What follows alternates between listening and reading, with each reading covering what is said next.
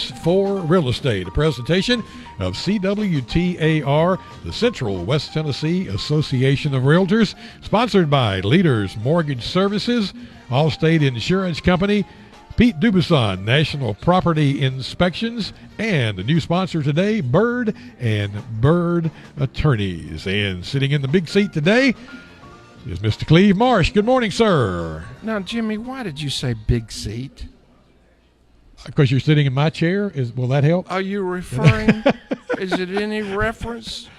Because you're so much skinnier than me now. Oh yeah, right. Yeah. Well, I'm working on it. Let's just put it that way. I'll give you that. The credit. big chair in reference to the head guy. How about that? Okay. All right. Did I dig myself out of that hole or what? You dug right out. Well, thanks for having us today, and I am sitting in for Mr. Ward once again. And today we have a special guest with us, a young lady by the name of Vanessa Bullock. She is the managing attorney for the housing department at West Tennessee Legal Services. Welcome, Vanessa. How are you? I'm good. How are y'all? Good. Doing well. We're glad you're here and glad you came on time. That always makes things nicer. It does. Always does. Vanessa, I heard something about you earlier in the restaurant this morning that I'd like to clarify and try to dig in a little deeper on. And that is, you are an Ole Miss graduate. I am twice, undergrad and law school. Oh, look out you went now. to law school there too. Indeed. Oh, man. I have 3 daughters, and those 3 daughters, 2 of them attended and graduated, and 1 graduated twice also. Wait a minute. Yes, 2 graduated twice. The twins graduated twice. Both had a master's. One of the twins had a double master's, and then their baby sister went and didn't finish there. She transferred up to UT Martin. I think she was chasing a rodeo cowboy, and I'm not certain that's not true, because she did end up marrying him. So it worked out okay. So Ole Miss. Ole Miss. Ole Hotty Miss. toddy. There you go. Hotty toddy. Listen, the twins moved down there, and the very first time I called their apartment where they were living, I got the full hotty toddy voicemail. I went, wait a minute. I just wanted to make sure you knew where your money was going. Well, see, being a Clemson guy, I did not know anything about the hotty toddy deal until that point in time. It sort of unnerved me for just a moment, just a little. One of our sponsors, Mr. Charles Bird of Bird and Bird Attorneys at Law, is an Ole Miss grad, and I'm almost certain he's a double like yourself. Tell me a little about what you do. I would submit to the listening and the viewing Facebook Live radio audience that she is there today to explain the Federal Fair Housing Act to us and how it is upheld. Is that a good term to use? How it is upheld. So, if you will, tell me just who's protected under the law, the Federal Fair Housing Act? So the Fair Housing Act protects anybody in residential housing, whether it's rental, sales, lending, from discrimination because of their protected class membership. And what that means is they can't be treated differently than others because of their race, the color of their skin, their national origin, their religion, their gender, their familial status, meaning if they have minor children in the household, or their disability status. So a lot of people are going to be protected. I think most people understand race and color and religion, but they don't always understand or think that it's going to apply to people with children or to the disabled in the same way. Before I forget to tell you this, the gentleman on my immediate right, Mr. Jimmy Duke, is actually, he's been a president now. This is his 3rd or 4th year. I forget which. Is that right, Jimmy? Am I close? Something close to that, yeah. Oh, 34th or 5th or what is it? 36. 36. See? Yeah. It's a numbers thing that I can't ever remember anymore. You had the right numbers. You just had a comma between them. I'm not dyslexic. I can't remember.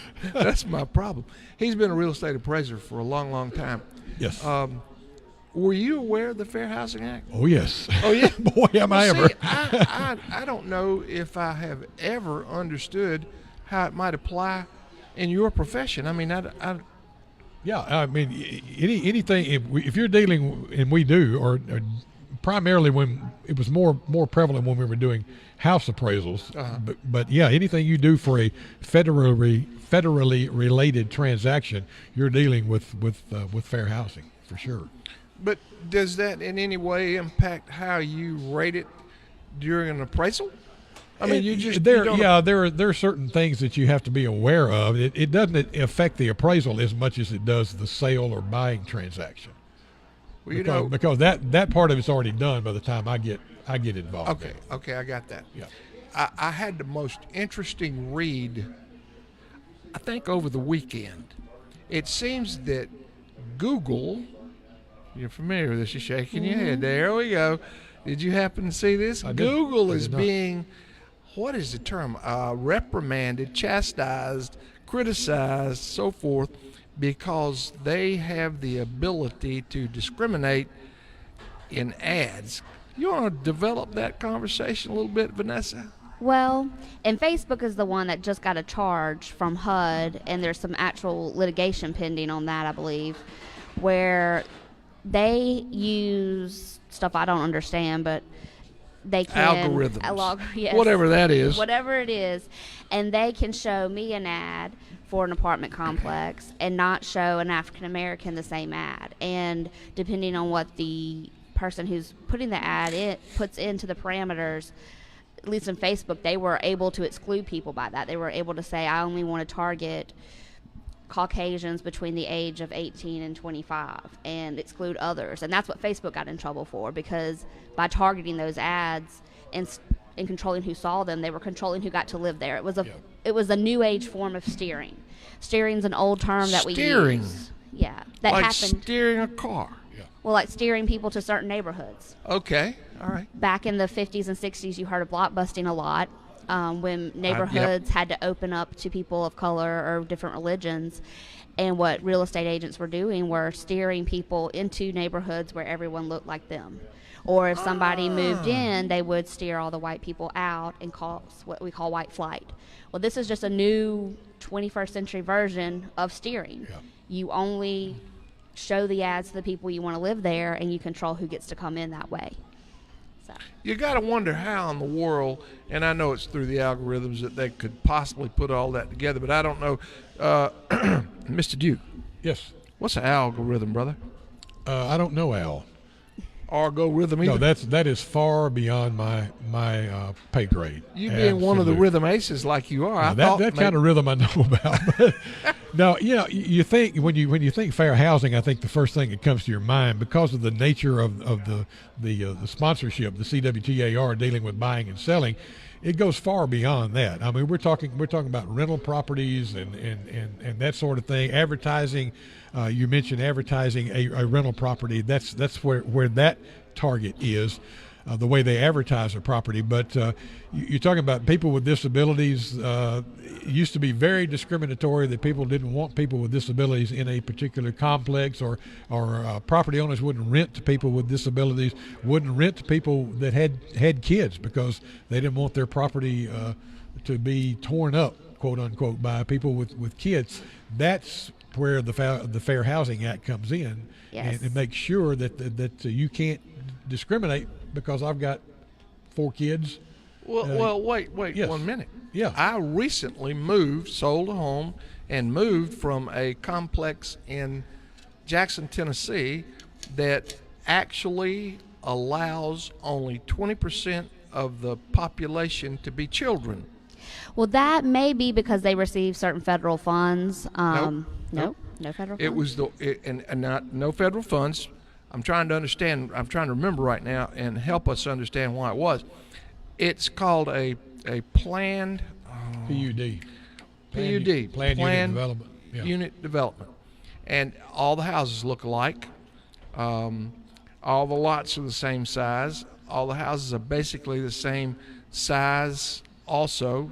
Slight differential there. But only 20% could be children. And it was really designed for people like Older folks. this old guy over here on the right. Yeah. And not me. I didn't know it. I went in innocently. Well, maybe not innocently. But nonetheless, it catered to a a sector of the population that was older and didn't want children playing basketball in the street all the time, or riding those big wheels up and down, making that racket those things make. And I often wondered how they got by with that 20% number. Well, I'm not 100% sure because everything's going to be case specific. Yeah. But generally, you cannot do that unless you have you meet a certain exception of the Fair Housing Act that does require some federal funds to come in and set aside that 20%. So I don't know if there are some federal funds you're just not aware of, or if they're violating the Fair Housing Act. Sure. You know, I hate to say this, but I don't know actually that there weren't any federal funds, but I assume not because it was a private venture. So I'm glad I didn't say the name of it. Isn't that good, Jimmy? That would be a good Okay, idea. hello. Yeah. I'm back at it again. It'd be a good idea. Back to this thing about the algorithms that none of us know what the heck that is. That's so amazing to me. So they could not show Jimmy and I a new condo complex in downtown Nashville because they don't want people our age in there. They could. That would be... Well, age is not a protected class. Wait a minute. Okay, I don't see it on here. So technically they would not be violating anything. But there are two theories of discrimination. There's one where it's discriminatory intent, that's what you're meaning to do. And then there's one called disparate impact. And that's where you have a neutral rule that is allowed under the law, but it has an impact on one of these protected classes. So age isn't protected, but disability is. If we can prove statistically that they're keeping more disabled out by saying people over 40 can't come in, there may be a Fair Housing Act there. It's just a little bit deeper and a little bit more complex of a theory than just straight, we don't rent to African Americans, we don't allow children with families in here. So, ladies and gentlemen, you are hearing the voice of Vanessa Bullock, the managing attorney for the housing department at West Tennessee Legal Services. And as soon as we take this little break, we're going to come back, and I've got a question about that age thing. You've stirred me now. So if you will, Jimmy, now's a good time. Yes, we want to remind everyone that you're listening to 93.1. CWTAR is the presenter for the Voice for Real Estate, Central West Tennessee Association of Realtors. Brent Ward is typically our host. He is away on business. Cleve Marsh is hosting with us today. And we are also on the CWTAR Facebook Live feed, and that is presented by Mr. Paul Schulze with Worthy Road Studios. There's one of those deals. My mind Here comes is the wandering hand. today. Come on, bring it out. Paul, you in there? I know you back there. There's Paul. There he is, right Paul there. does a great job of getting all of our social media feeds out there to you. So, Paul, appreciate you being here with us today.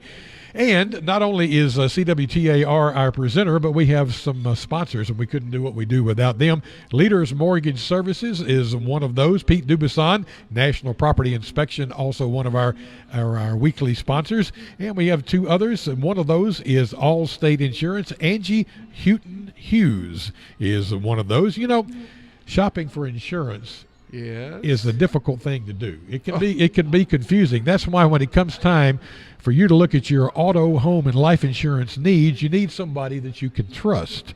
They can help you look at your coverage, tell you where you need to make changes, maybe make some additions, maybe make some omissions on things that you have.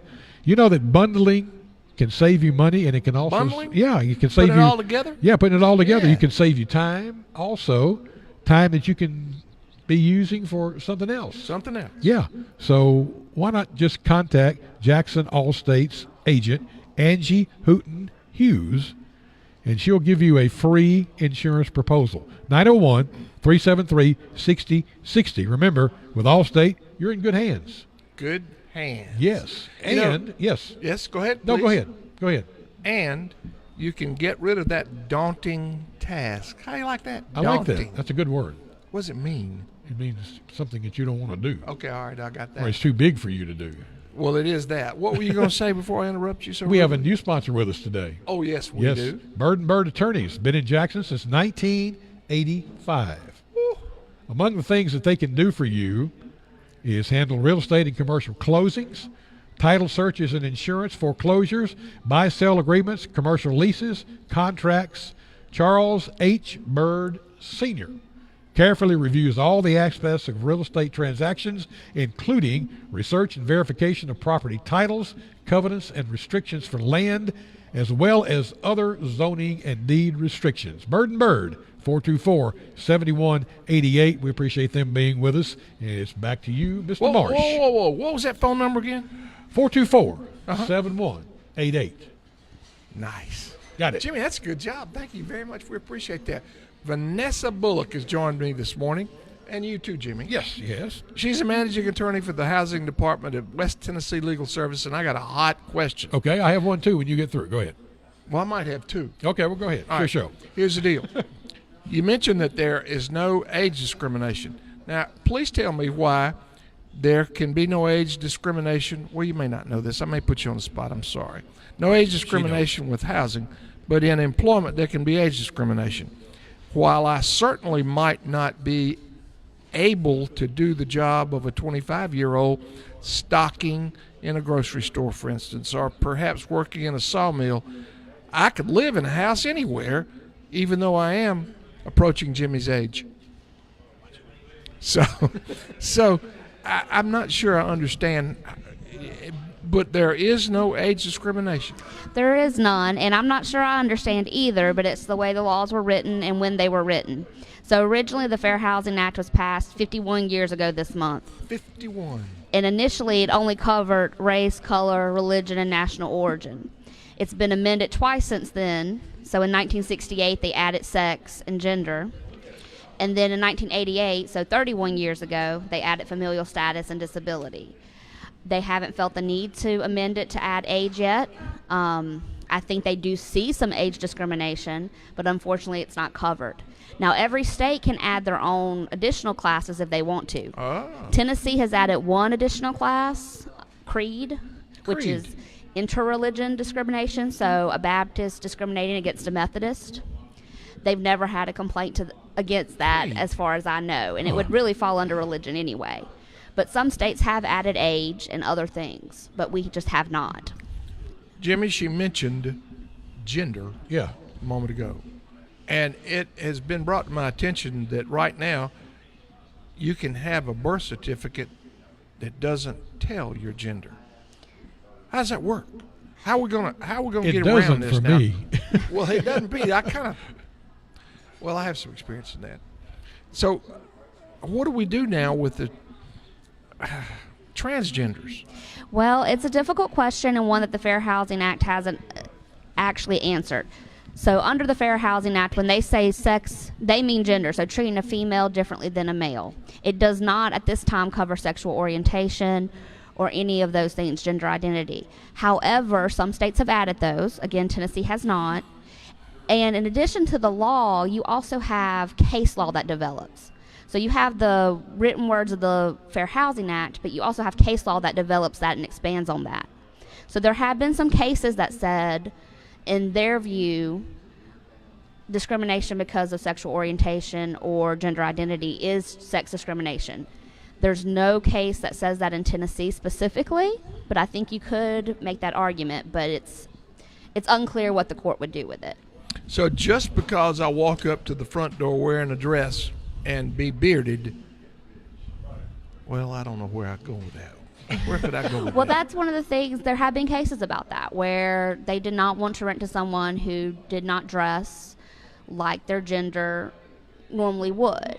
And again, some states have added that as a protected class, and some case law has said that's not what they meant necessarily when they added sex. They meant male and female, but your problem is that a male's in a dress. You wouldn't have a problem with a female in a dress, so that's still sex discrimination. Yeah. All We right, just I don't see that. have that clearly developed in our area. Vanessa, Jimmy had a question for you. Go ahead, Jimmy. Yeah, you actually work for the West Tennessee Legal Services, which is based where, in Jackson? It's based here in Jackson, Okay. and we have offices in Selmer Dyersburg, and Huntington. Okay.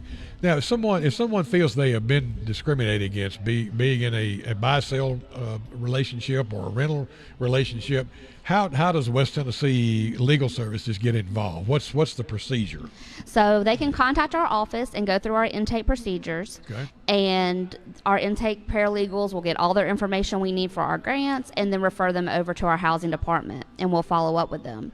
And so for our general work for West Tennessee Legal Services, we cover the 17 counties west of the Tennessee River. Right. Except for Shelby, Tipton, and Lauderdale. Those are covered by Memphis Area Legal Services. But our fair housing grant's actually kind of unique in that we cover the entire state. There are sister agencies that will sometimes handle the cases for us, but I have a case right now in Chattanooga. I have some in Clarksville. Those aren't things our office would normally handle, but our grant does handle that. Okay. So they can always contact our office, and our intake paralegal will get them where they should go. Okay, interesting. What's your contact there at West Tennessee Legal Services? 731-423-0616. So you have the problem Are you with sure? everybody now. Nobody sure? remembers phone numbers anymore because it's always in your speed dialer. You know. It is. I am sure. And then I don't know what the intake extension is, but Betty, who will answer the phone, does They'll know. find you. They'll that'll find get you there. Another Like question that. that popped up to me on your list of talking points. What's the basic difference between the Americans with Disabilities Act? Because I'm very interested in that. I serve on two boards locally that deal with disabilities. And what's the difference in the ADA and fair housing? So they're going to apply in different places. Sometimes there's going to be overlap, sometimes there's not.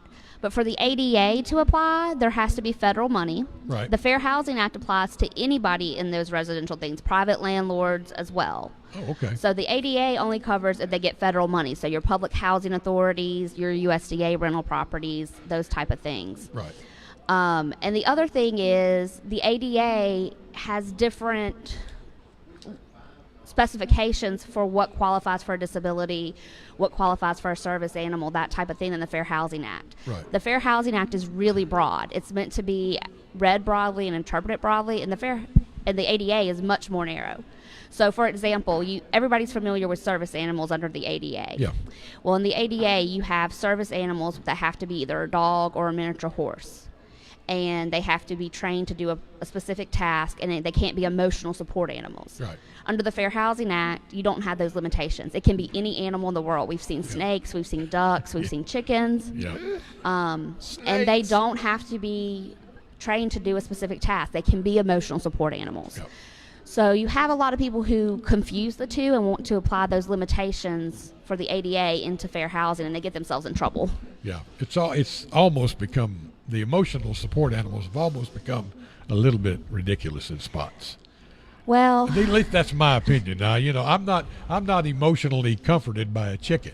I'm not either unless I'm eating it, but some people are. There you go. And it's one of those Maybe things. I am. There's abuse in the system. Yeah. But there's a lot of people who have a true need, and just like with any system, you can't throw out the good with the dishwater or whatever that saying is. Yeah, baby baby. with the bathwater. Yeah. Let's say I go to an apartment complex, and for whatever reason they say, I'm sorry, we can't rent to you. I come to you for your services. What parameters do you work in that you can help me get into that apartment complex? Well, What can you make? I don't want to say make them do, but what can you help me get them to do to get into that apartment? Well, the first thing we would do is we would look to see why. Yeah. And trying to figure out why. And if it's just they didn't want to rent to you because they were full, we can't make them let you in. Yeah. Oh, But if we do some investigation and find that they aren't renting to anybody who's not Hispanic, yeah. they only rent to Hispanics there, what we can help you do is we can help you file what's called a HUD complaint Yeah. with the Department of Housing and Urban Development.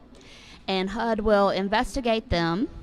We'll try to settle with them to get you what you want, whether it's the housing or some money or whatever it is that you need to put you back into the position you were in before.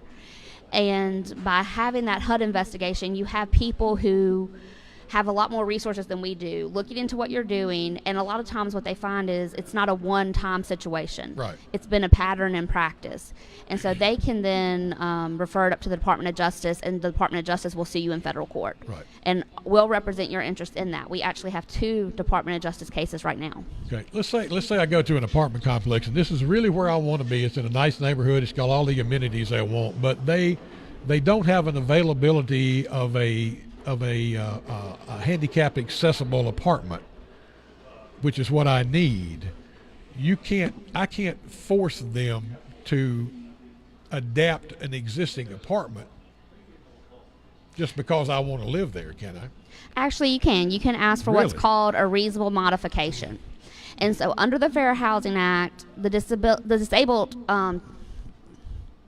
persons have the right to ask for what are called reasonable accommodations and reasonable modifications. Right. And those modifications are the changes you would need for your disability. Right. So if you needed a ramp and they didn't have a unit with a ramp, you could ask that they put that ramp in. Right.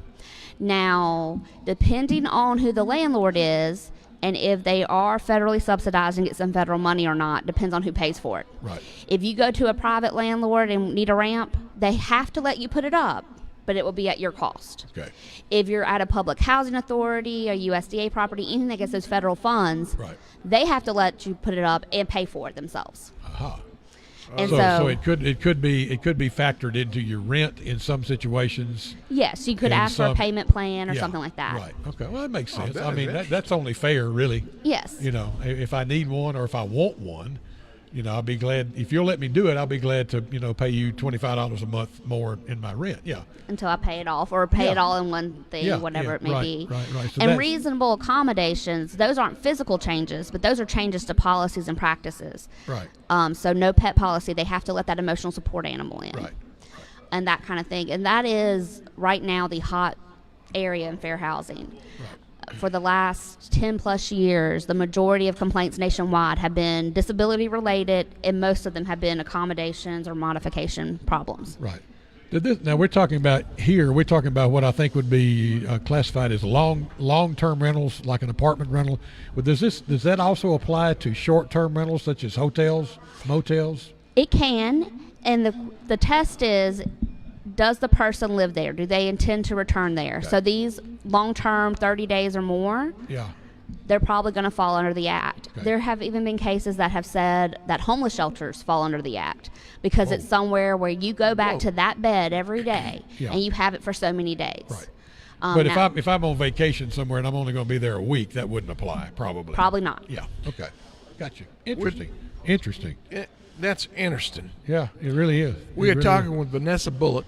Vanessa is the managing attorney for the housing department at West Tennessee Legal Services.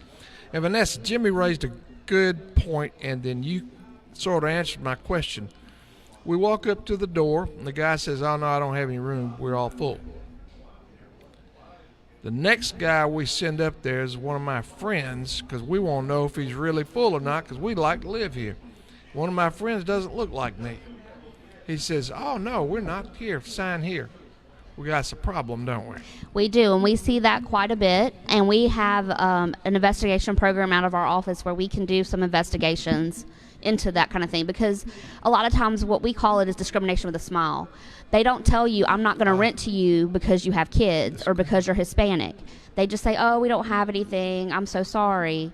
But when the next person comes in who is someone they want to rent to, all of a sudden they have all the availability in the world. And that's not something you would necessarily know as a person.